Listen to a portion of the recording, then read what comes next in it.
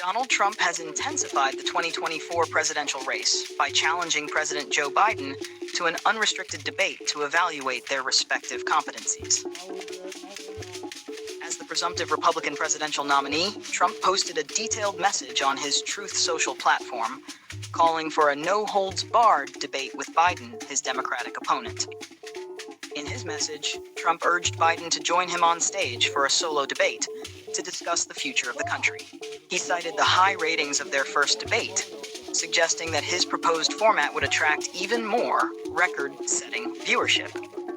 Trump criticized Biden's policies, demanding explanations for his stance on open borders, which Trump claims allow millions of violent criminals to enter the nation.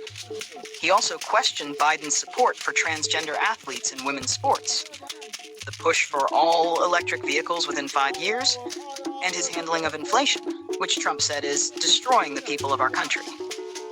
Trump argued that such a debate would demonstrate Biden's competence, or lack thereof, while also testing his own abilities once again.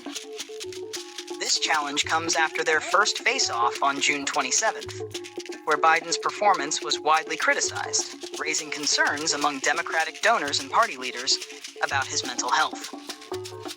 Despite some calls for him to withdraw from the race, Biden remains committed to his campaign.